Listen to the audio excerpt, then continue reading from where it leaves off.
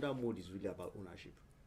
Like the difference between say founder mode and manager mode is the difference in ownership. When you take extreme responsibility over something.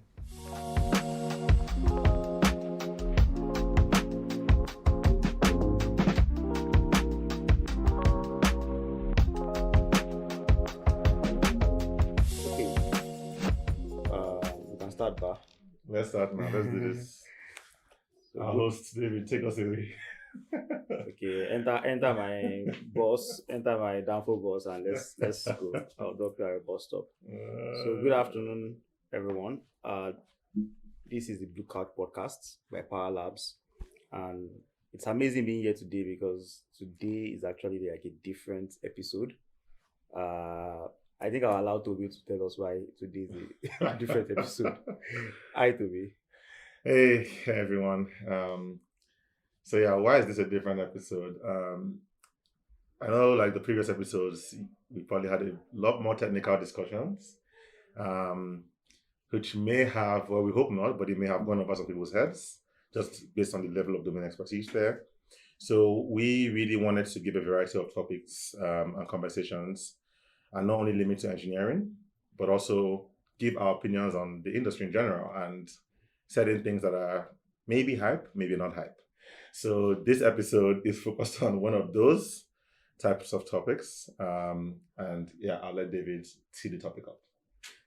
Okay, I want to close out that the reason me I think is important is because we are seated on the blue couch. Was that what you were leading me on to say? Yeah, we are seated on the blue couch. So this is actually a blue couch podcast. So yeah, we want to talk about like how we think about founder mode.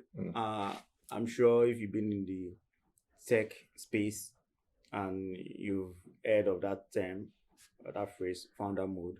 So this is like people in other spaces, people use other phrases to say it, like maybe ownership or but the question is, what is founder mode?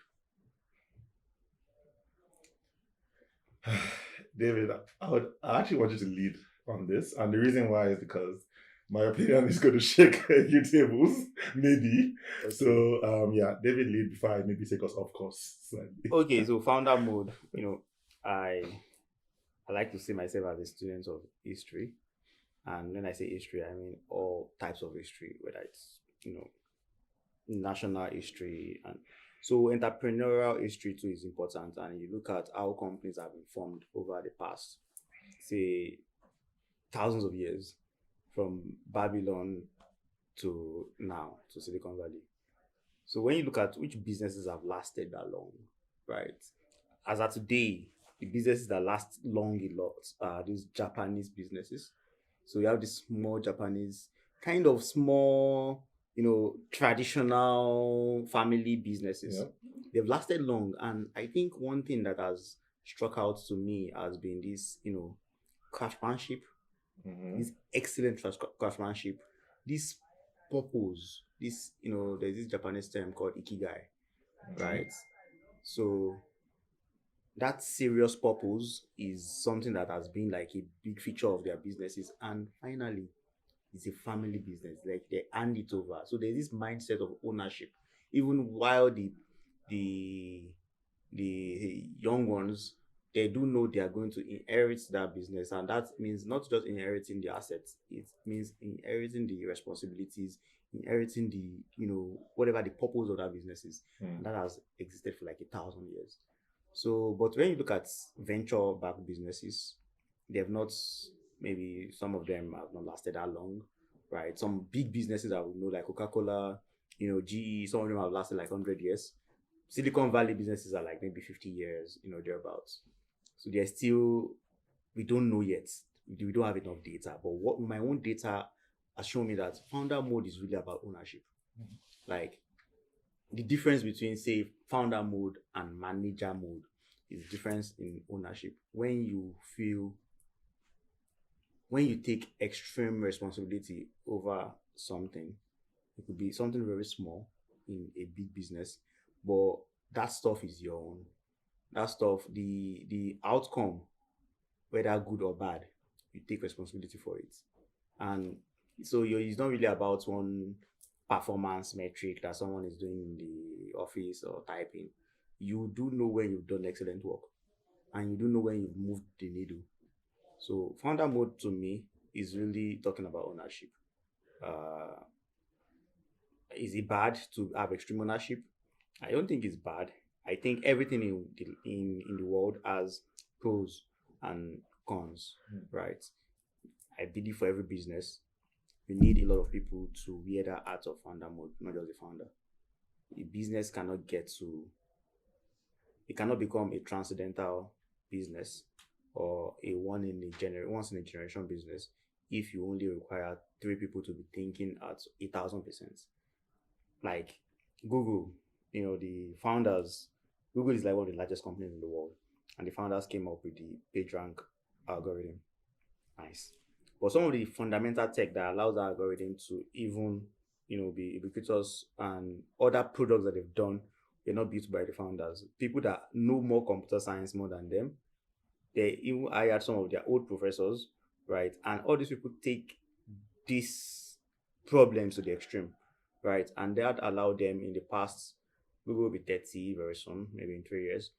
It allowed them in the past 20 something years, to push the needle across the entire technological stack, from hardware to software to networking, right? It's because people took ownership.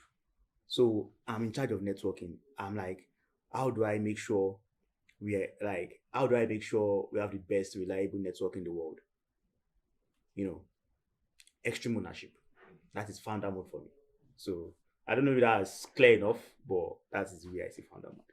Extreme ownership, whether it is big or small, and it cannot only be the founder. It has to be something that you need more people. Interesting. I mean, I'll start by saying I agree with the sentiments of everything you said. I think I agree, especially with the point of founders mode is not down to the founders.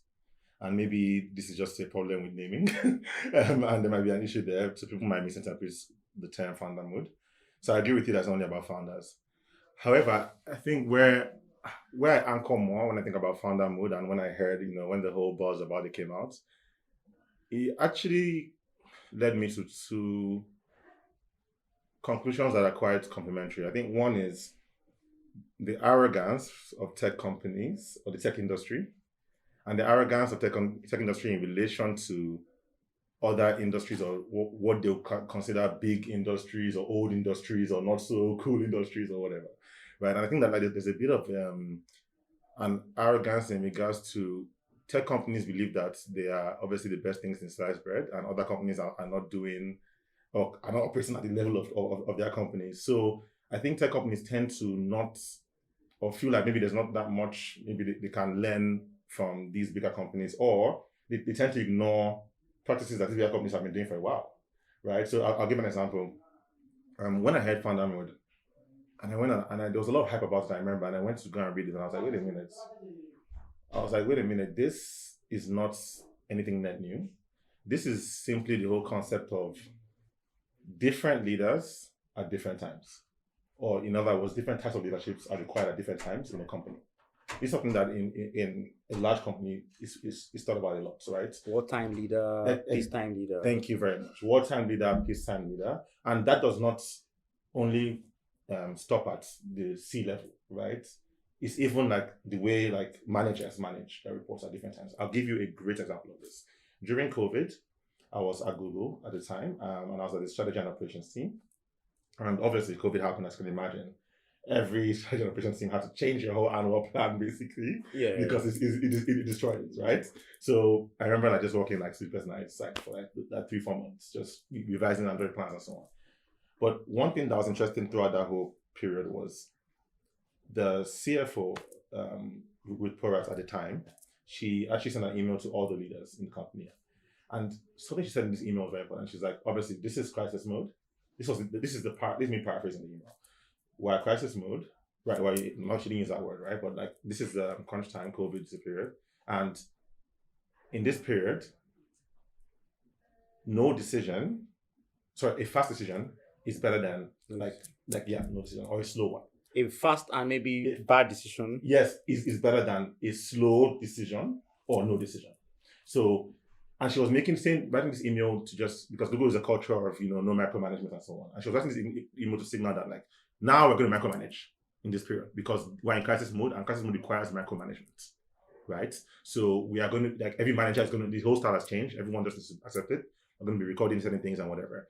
And that period triggered founder mode for not only her, but every single manager, right? The heat changed. And it had to, for us to get through the period, everyone had to look at their own teams, do a whole change management analysis and say, okay, hey, what do we need? What don't we need? What can we outsource to other places where we need more support and so on?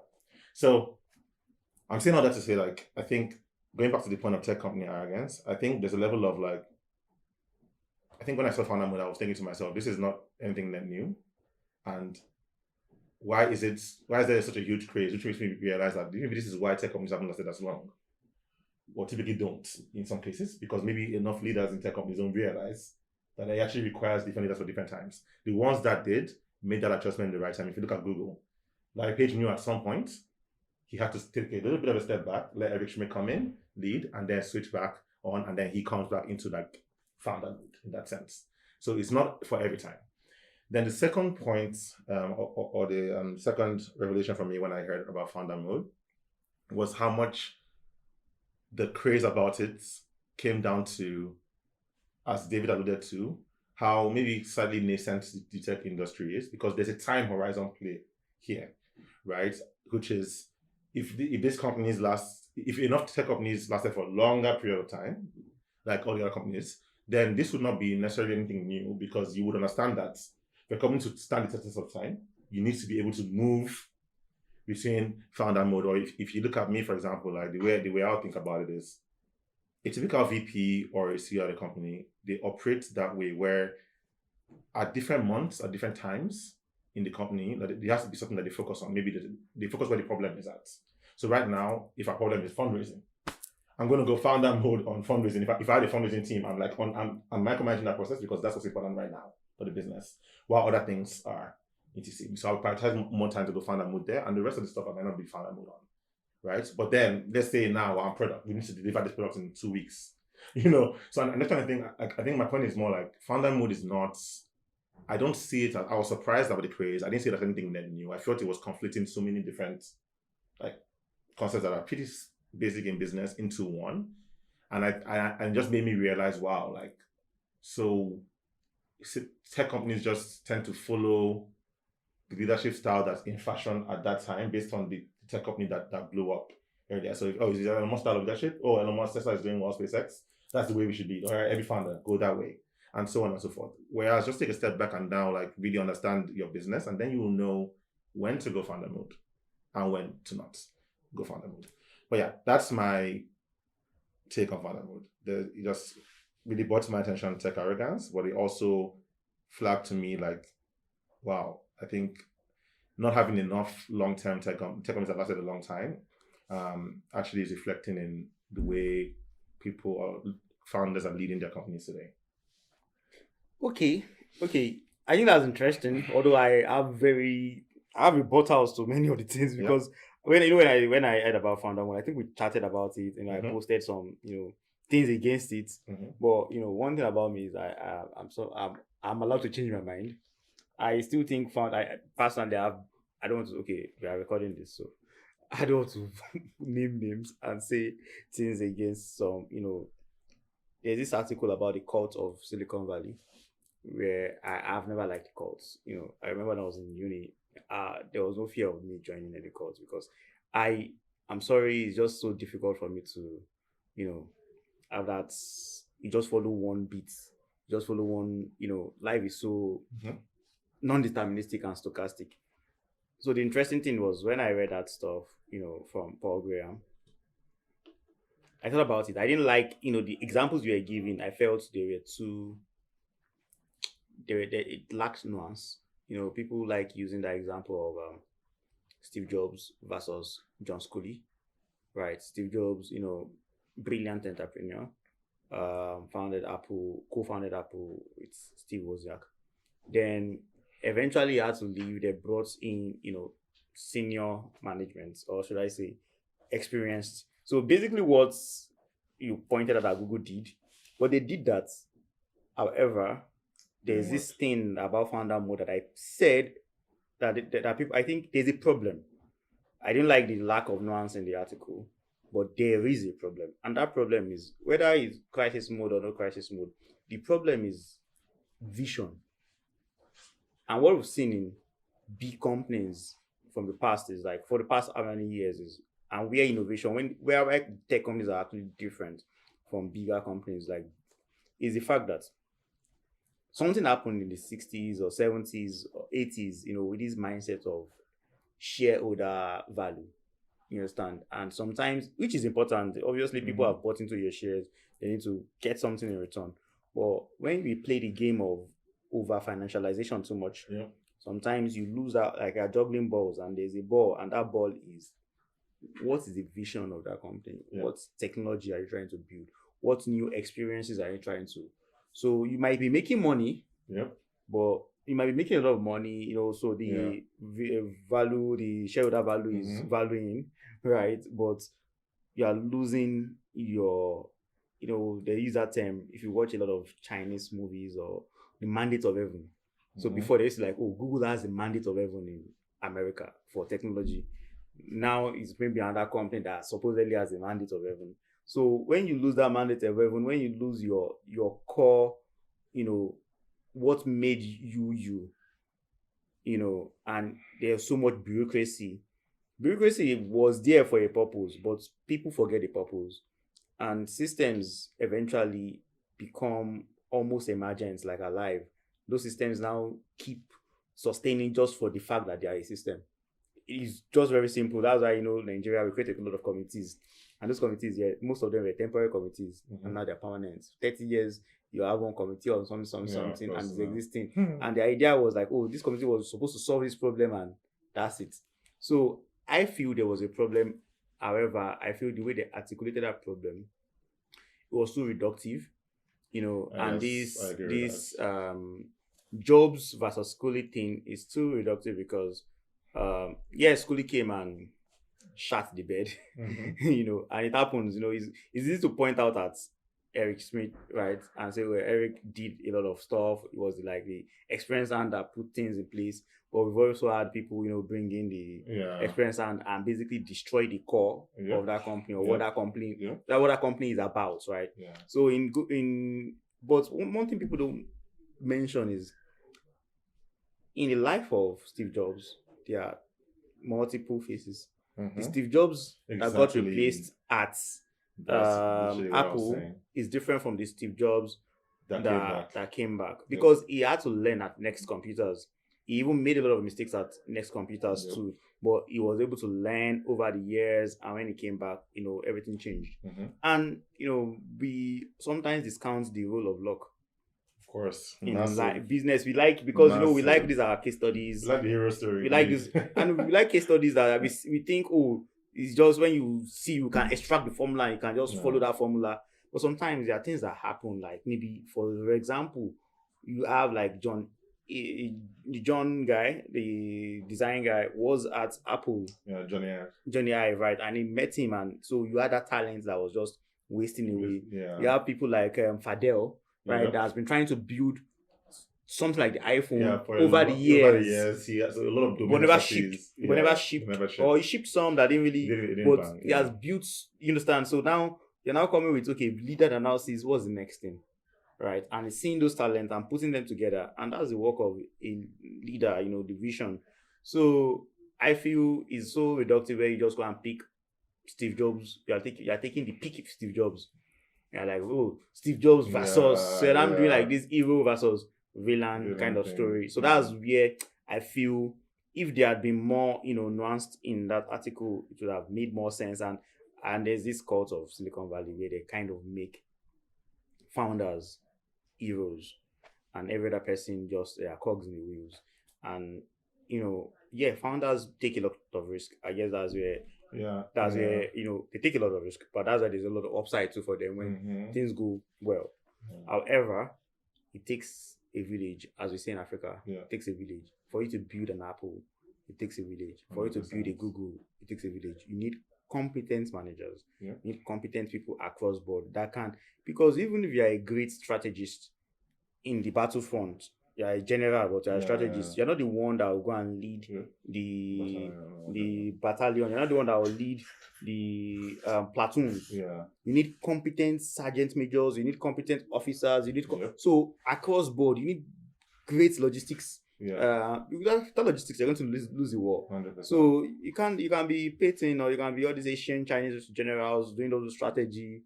But if you don't have, very competent people to carry out that vision that you have, you will not get anywhere.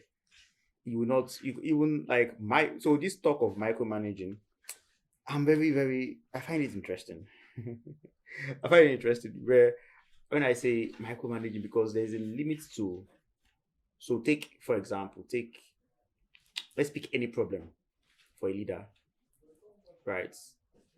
You are Steve Jobs, or you are Toby, and the problem could be maybe you have a team developing battery tech, right? There could be details about that battery tech that you don't understand.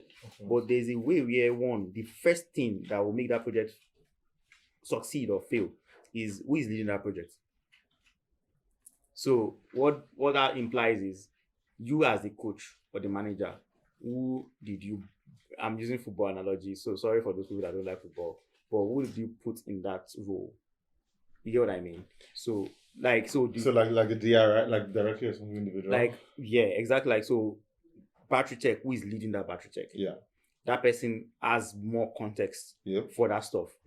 Your one is that, we need this battery tech for us to get to this. This is like a very important component for maybe one product we want to launch in 2027, right? This person is in charge of this. That person has more context about this, has more domain expertise, whatever. My point is who that person is and what values that person has a lot to do to maybe the project will succeed or not. Not whether I can go there and shout at them, ginger. The thing is, what is that intrinsic motivation? That's and this goes back to that founder mode. Like, founder mode is just talking about culture in a way, in a indirect way of saying all these companies, maybe the culture has eroded, or the founders have not found a way to really build a culture. It's a cult of personality. And what happens if the founder, you fall sick, or God forbid, the company, maybe the founder dies or something? That means the company too will die. Do you understand? So as a founder mode, the first thing as a founder is, this is my vision. How do I infect it into the minds of the people I'm leading, that they will carry this torch?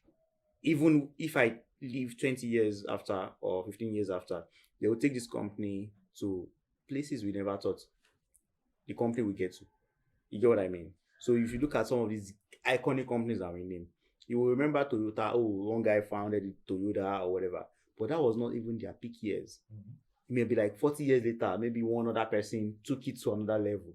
But the core culture, the core ways of how they look at things, those gems or those seeds were from someone like Toyota, the founder. So I truly believe founder mode is not a bad thing.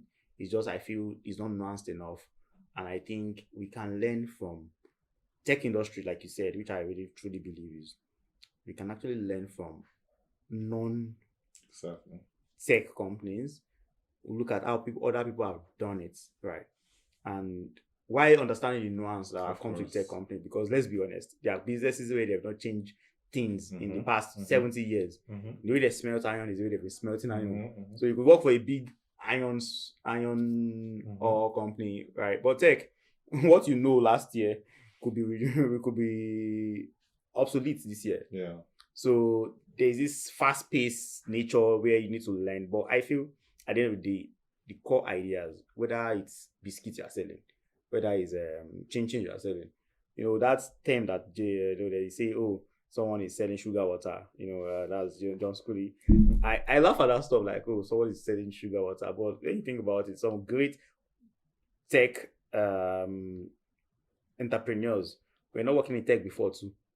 You look at someone like the Uber guy, or some other people like that. They're not working in tech before. Airbnb, those guys, Airbnb were even selling series at the time, Mhm. you know. That's the way I see it. That's the way I see it. I feel it lacked nuance, but I feel there's a problem that they alluded to. But I think we should now get to what, when you talk about founder mode and you talk about different stages that people are shifting from one mode to another. I think we are an early stage company, Mhm. right? So I guess we are in founder mode. 100%. All right. 100%. We are still in founder mode because, Right. like, and the way I see it is there's a company I like, and anybody that has listened to me will know that company I'm about to mention. Oxide Computers. Oh yeah. So there's something Brian Cantrell said. The way they formed their team, they painstakingly formed their team in a particular way. People thought that you can't possibly hire people, especially non-technological, non-technology people. You still want to, like, okay, you have your engineers. You still want to hire marketing people this way. You still want to hire other people this way. You're like, no, we'll stubbornly have to hire everybody. So basically, they have this very rigorous thing where you write a very long essay, right?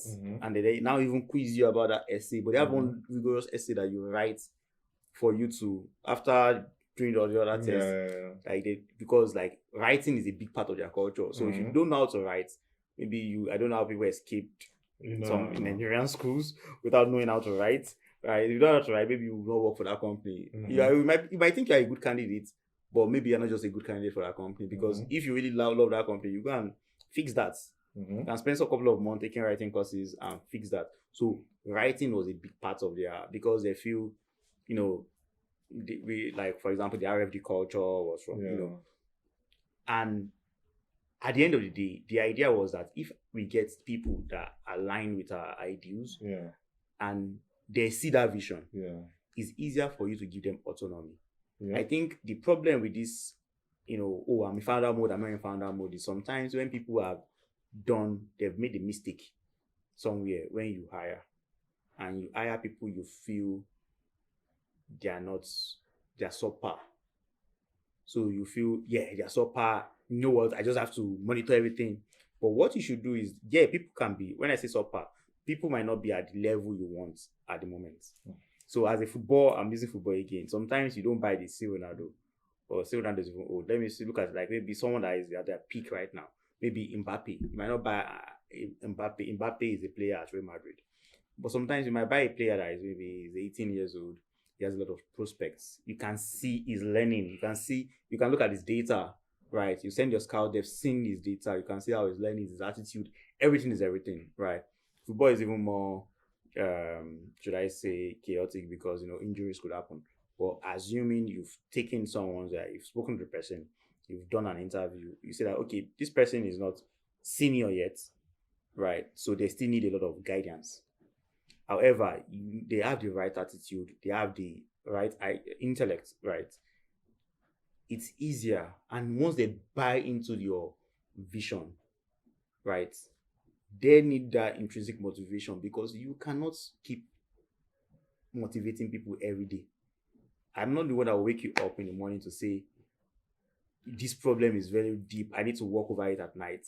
See, and also see something that, people will quote me and say, oh, maybe this guy is a toxic guy, is a toxic boss. But I think if I have to, like, keep quiet and not give my opinion live, then maybe I should not be speaking in the first place. We talk a lot about work-life balance too much. And I mentioned at the beginning of this podcast, I mentioned Japanese companies. Those artisans that everybody wants to go to Japan, all those intrinsic stuff. I'm sorry, do you think they have work-life balance? Like, they chill, they just do 4 hours a day of work and that's it. Those things that you look at and you see as, this is art, this is iconic, this is great.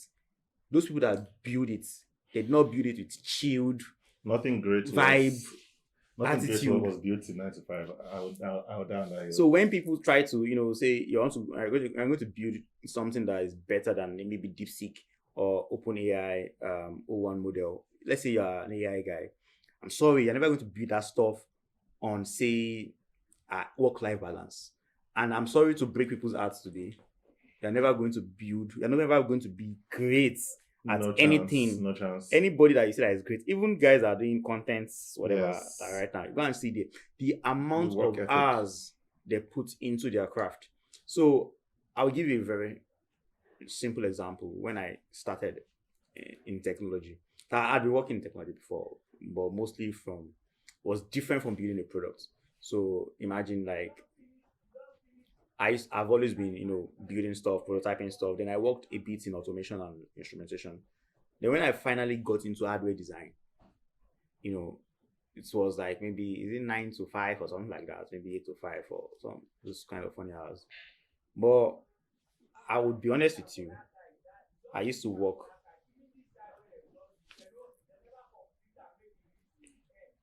I used to work like 100 hours weeks.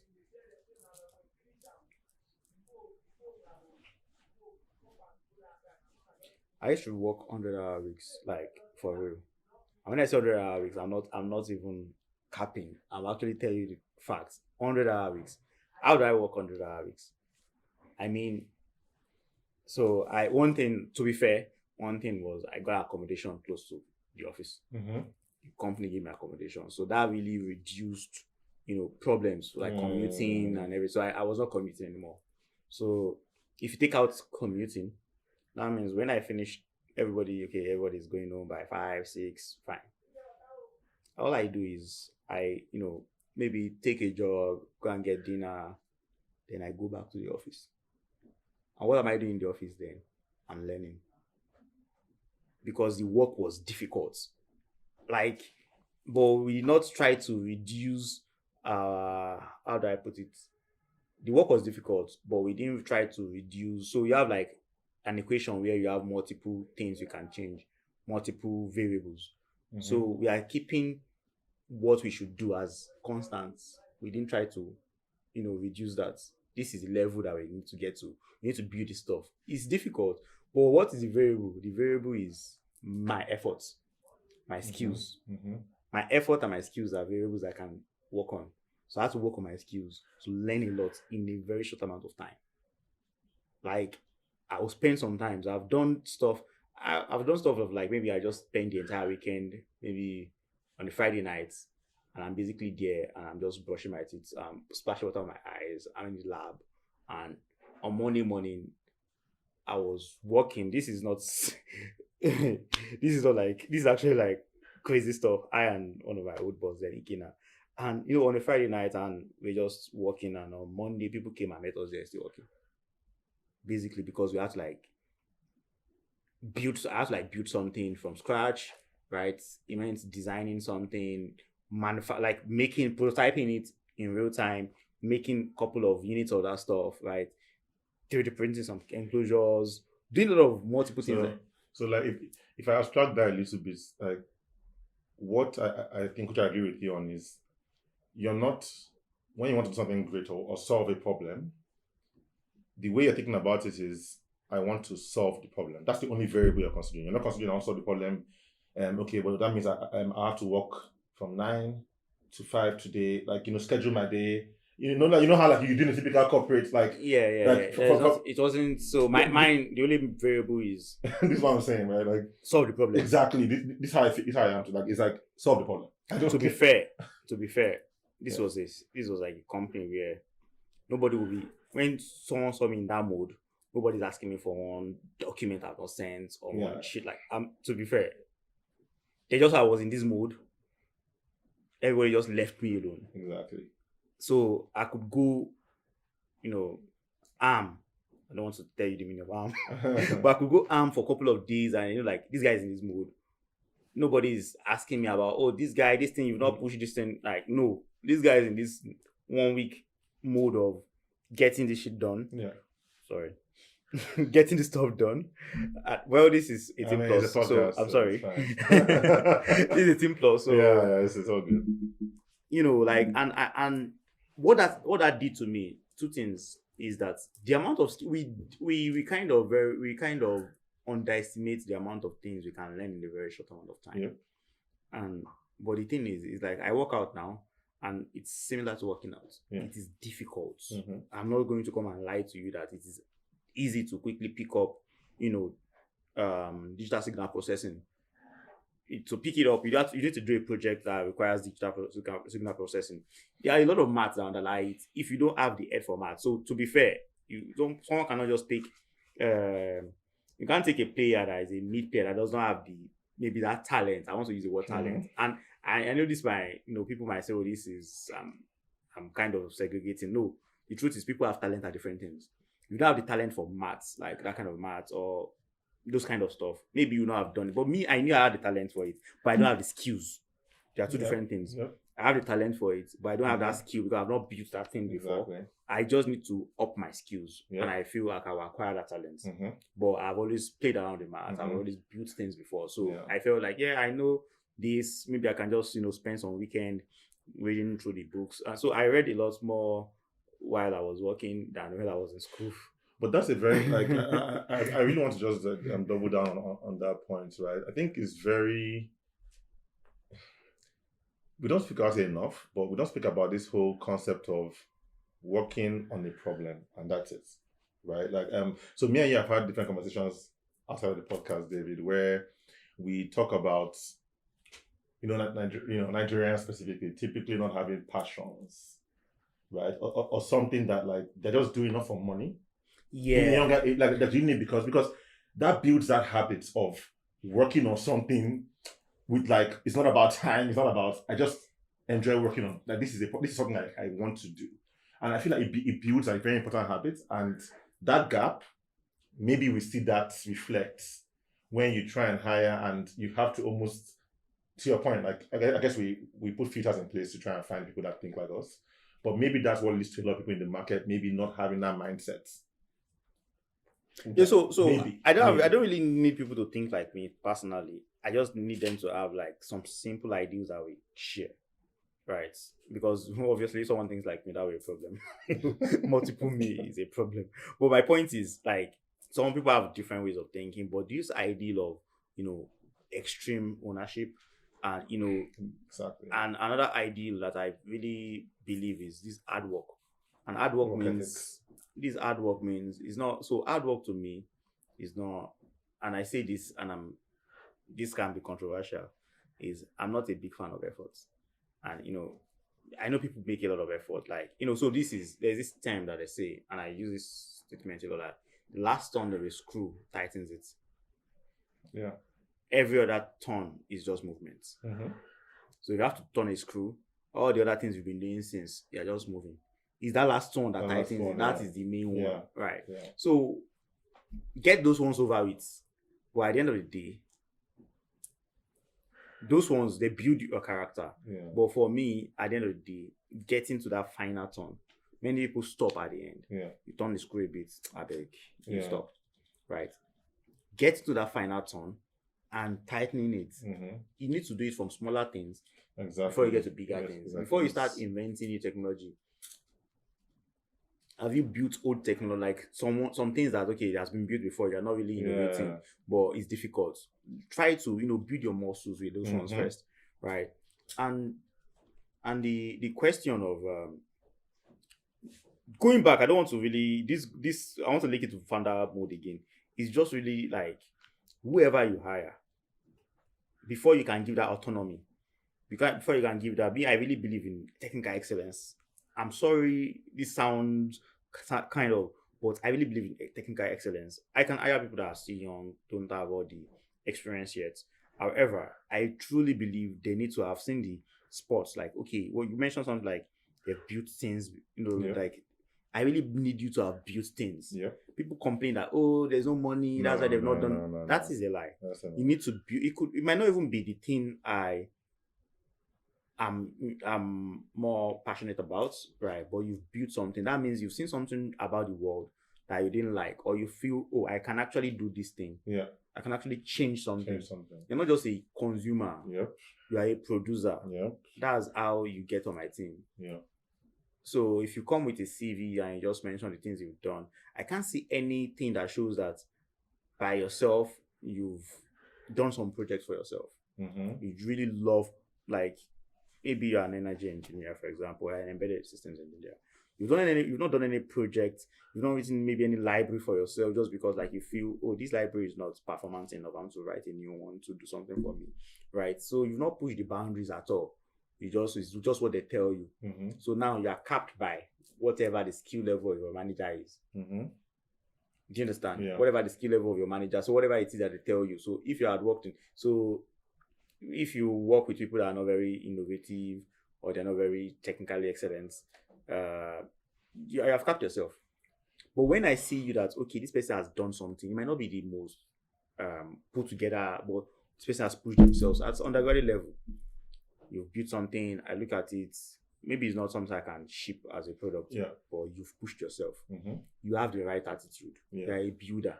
If you now come in, the skills that you lack, when we give you the problem, you will gain those skills. You will get to that level. But I cannot teach you how to be a builder. I can teach you how to gain the skills you need to learn to build more fantastic things. But that first spark, that's to come from you. The Power Labs is not a should I say like a psychologist's couch. So you know what I mean? It's a safe place. You can talk to your managers but I mean, you need to have figured out your own intrinsic motivation within yourself. Do you want to do great work in your life, or do you want to be a mediocre? Right? If you choose to do great work, put out good stuff out there, you can come here and we'll allow the groundwork, the foundation that will allow you to do great work. But my point is still that founder mode is as a result of mostly bad hiring and not being able to propagate a culture. Sorry, no, when I say founder mode, I don't mean founder mode general. I mean when people stay in founder mode throughout, when they cannot delegate, they can't make people come up with, you feel like all the good ideas have to be you. And the reason it's happening that way is that because all the good ideas, you've been the one coming up with it. Exactly. But me, I always see that as a problem. Even when I'm giving out the ideas, I'm like, I'll tell my team members, the next time you are the one doing this, I'm not going to help you. Exactly. You have to, if you can't, like again, and it's like you need to. I think there needs to be a thing of like within yourself, right? Like you have to. It's almost like, you know how people say, "Oh, working for someone." Which I mean, I get. Like, oh, this person inspires me, or that, so I want to like do the work for them. I get a bit of that, and like I understand it's important to, I guess look at someone you look up to. It helps. I'm not saying it doesn't help, but I think at the base level, it needs to be like you saying to yourself, like, I have a certain level of, I don't want to say pride or in my work, pride, but it's pride. Yeah, it's pride, right? It's certain level of pride in your work where I can't put this thing out with my name, my name on it. And for me, I think that's something that's I think about a lot. It's like, how do you get people to think that way, to take your work seriously to the point that like, it's like you're even almost like you don't want them to be nervous enough not to show work to you when it's not complete, because like I think that's something that like I would think about a lot. Like I want you to be able to, like, if you hit a roadblock, like you said it before, if you hit a roadblock, come to me. But make sure you try different things, right? Yeah. Before you come, but at least you can come to me when there's a roadblock. That's fine. But I even expect, and maybe this might be a bit too harsh, I also expect that when you come to me, that version 0.crap is still something that is well thought out. Like it's a basic level of thinking that you've done to put that thing together before it came in front of me, based on your own work ethic and how seriously you take yourself, not even your work, I like that, yourself, And then there's something you said around mediocrity, and I love that, because it took me back to one of our shared beliefs that we wrote around being relentless. But there's a sentence that I don't know why it sticks to me every time, and it's like, the DNA of Power Labs is continuous growth and learning. And then I think the way it landed was like around like fail to learn, fail to progress, accept mediocrity, be consumed by it. And when you were just talking about, when you were explaining that just kept ringing to my head, where you were like, yes, I can train you and everything, but you yourself, you have to have a base level. You need to have a base level before you can even anything wants to put into you. Because we are multipliers. But if you multiply something, you multiply 0, you still get 0. I'm sure the math is right. Right? Anything you multiply by zero, you still get zero. So you need to have something there for you to multiply. So there's this podcast I was listening to, Dakesh. It was it was a very interesting podcast where he interviewed this guy, semi analysis. Mhm. This guy's his name is something Patel. The guy does like serious, in depth into the semiconductor ecosystem. Okay. So they did this podcast about what's happening with TSMC and the rest. Mhm. And they're like, how did TSMC win? Because maybe 30 years ago it was all Intel. 20 years ago, then all of a sudden TSMC, okay, Maurice Chang left, he came back to China, he came back to Hong Kong. Was it Hong Kong? He went back to Taiwan. He went to Taiwan, and they built out TSMC. Fun fact, and we're like, how is like TSMC is coming up with all these new innovations all the time, pushing the production node. I think we are 3 nanometers now.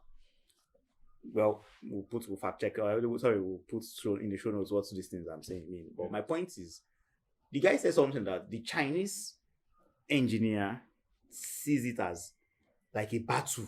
Exactly. Do you understand? Like the code I'm writing, the thing I'm trying to, the process engineers now, they take it like is a conquest.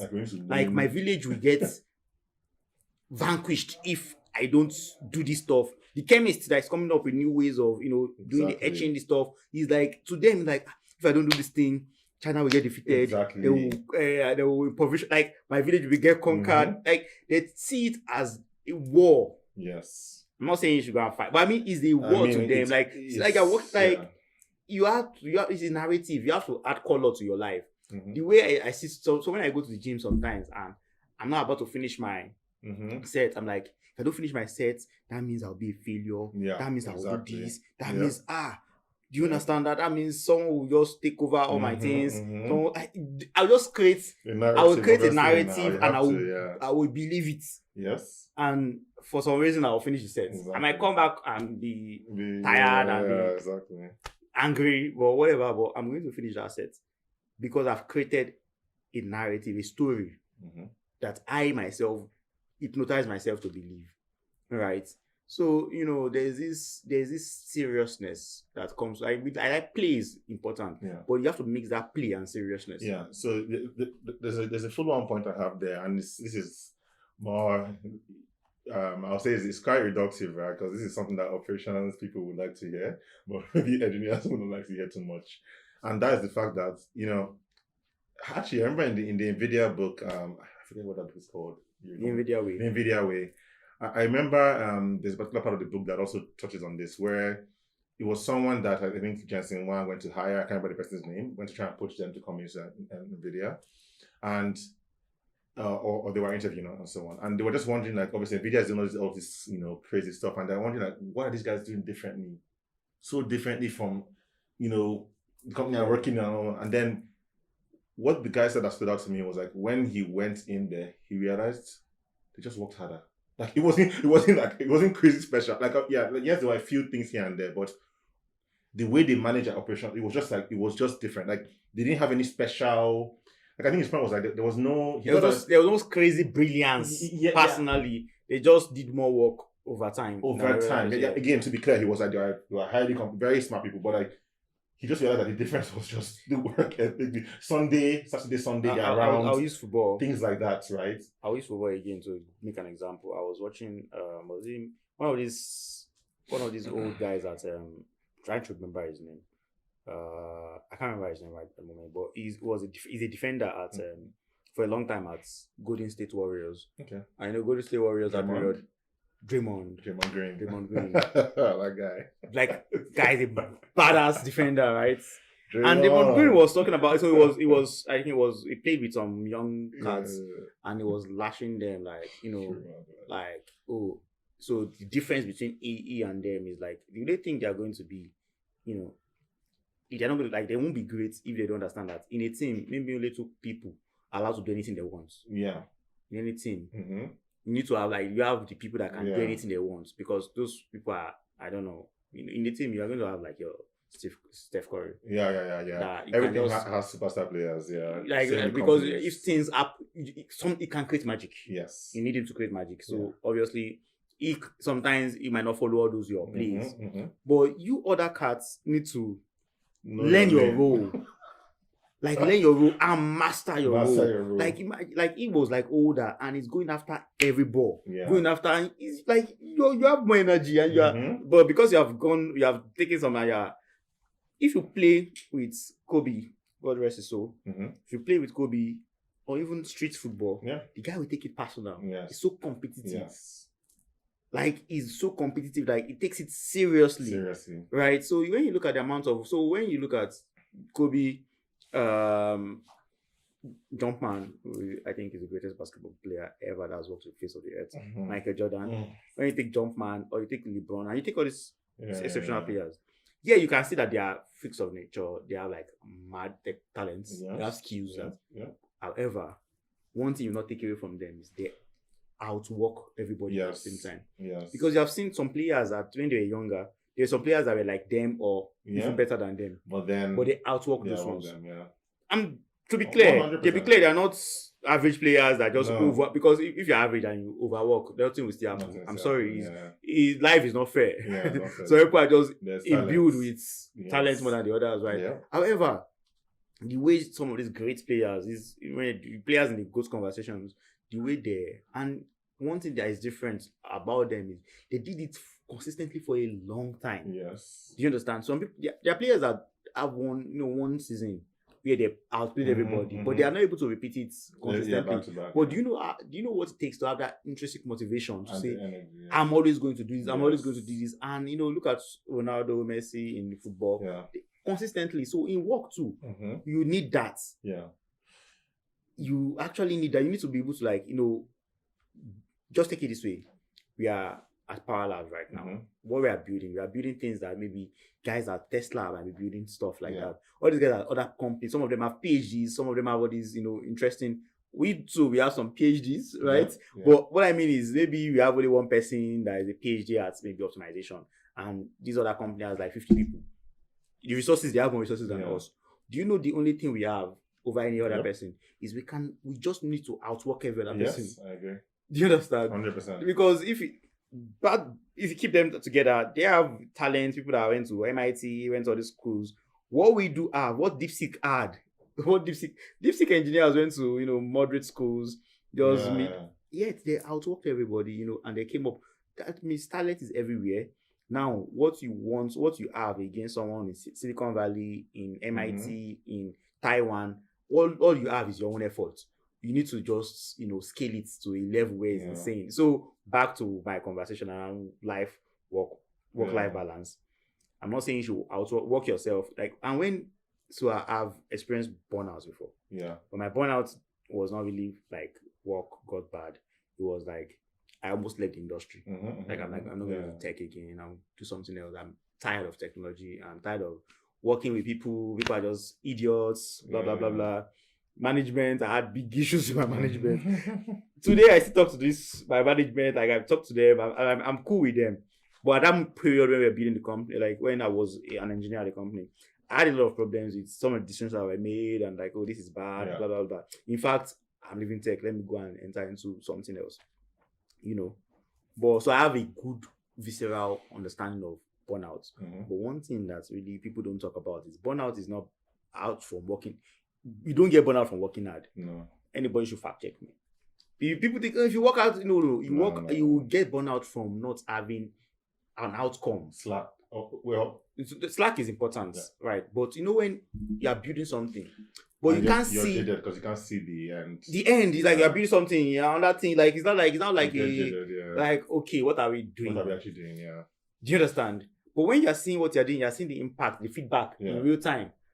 Yeah. So there's something I actually just quickly made a mental note of when you were talking around the point of the efforts that someone has to put in. And just tying it back to founder mode, that effort that they have to put in over a period of time. I don't want something to be lost within that word of effort, which is focus, like a ridiculous level of focus. Yeah. And the reason why I say that because it's what really ties the founder mode thing together. You made a point earlier. Okay, Zuckerberg, or if you kind of take it back to C-level Yeah. founders, right?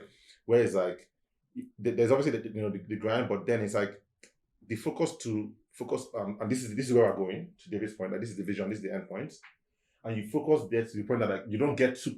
Yes, you're aware of the AI and all the hype things are coming, but you're unwavering on your focus on what you're working on, because certain things that are great take a long time, and sometimes if you don't stick to it, even though you should take inputs obviously and see where the market is going and know how to add and append, but if you don't have that focus and you're easily swayed by the latest trend, then burnout can also happen, because even though you're working hard, you're just jumping on different things, and maybe it might slow down your outcome in some ways. I think we underestimate focus, right? Because even within not only executives, but even like within like individuals or whatever within your company, right? Sometimes I like David making a very good point. Like sometimes around like how in his old workplace where you would work, people would leave you alone, know that you have to solve a problem for a couple of days and so on. And I won't think I like that point, because it doesn't only apply to C-level, it applies to like someone like just an individual contributor on the team, right? Where you have to have that, not only be able to work out, but that thing of like, look, I know that, and I think it's around like knowing your lane. I know that, look, if I focus on, let's take like the creative work, like video, everybody's in their own. My own is to focus on getting the best quality video and shoot this particular thing right. And I know that if I do that, that thing is going to make this company big. And even though it might look like a small thing to other people, but you know the role that you do not want things to be best that basically can, or the impact that can have, or the ripple effect that has on other parts of the organization. But I think sometimes people get so, and I've seen this in my old job, where like people know their jobs. And actually at the time I was doing marketing at my company, and I remember like where like once like there's some new hype or new thing that everyone's talking about in tech, right? Like you see some people want to move teams from Android to Google Photos. Google Photos, because the time where Google Photos became like a billion user product, there's a lot of hype, and people wanted to move from that to this, and it's like, whoa, focus, right? Like So, but anyways. So I before I even want to go to, I want to like that point about like I think is sometimes even you are the one experiencing something, you might not get the self-awareness to know why that thing has happened that way. Okay. Sometimes, because looking at the autonomy I had, I was like, did everybody get the same autonomy? Mm-hmm. And I was just like an IC. I was not even in the team at that period. But it's possible that I've shown some traits that made them trust me that, okay, if we leave this guy alone. So that's how a beat player becomes Steph Curry. Yes. So I guess you need to show workings early enough and fast. Because the thing is, if I hire people, like you need to first get your wins in quickly. Mm-hmm. And when I say your wins, and I'm not saying you should go and you can't.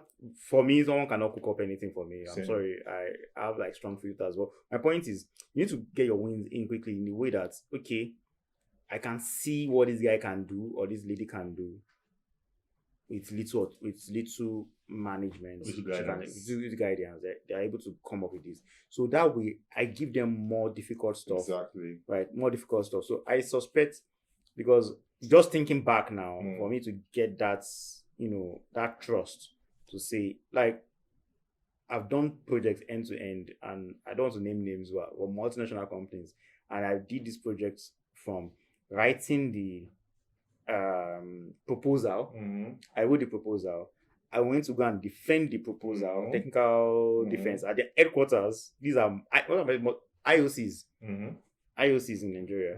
Then coming back to when we got the contract, coming back to actually build the thing. Now where the part I didn't like, which is a part of my job that I eventually had to remove, which I hated.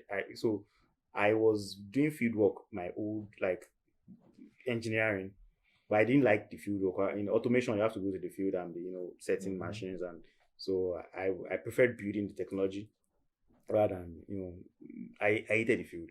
So I talk to artisans too much. Artisans, I'm not. It's just like you talk to people that like I don't need that. I just want to be with the compiler, or in the lab. Yeah. So, but because of this project, it was a big customer and the rest. And okay, another problem was I was from, I would say I had the streets lingua. I could talk to weather. I can talk to fitter. You know, I have that. Some of the other people, they don't know how to even interact with these people. So I had to even put together a ragtag team of, you know, fitters, welders, and this, you know, and even do the project management of, like, you know, making sure the installation and everything. Eventually, I handed it over to someone, but when I did that, there were problems too in all these stages. But it shows the level that where someone just came in and you're able to say this project that eventually was providing a lot of money to, you know, help the company, was just this random guy that is doing it. You know what I mean? So it shows the level of autonomy. For you to end that autonomy, you have to do something. So it's not something that you just give at the end of the day. Because, but I feel what I'm trying to do that is different from what happened at my workplace was to make sure the bar, like if anybody that would have skilled it to have entered, will be given autonomy, because for them to have skilled the bar already. There's something I learned from my old boss that I used to say that I think he was so strict. I think sometimes maybe we should relax it a bit to make it like 3 months. You say that in a month's time, there has to be something about your work that you are better than every other person in this company. Like nobody in this company can touch you on that thing. After 1 month, if there's nothing, you will have to leave.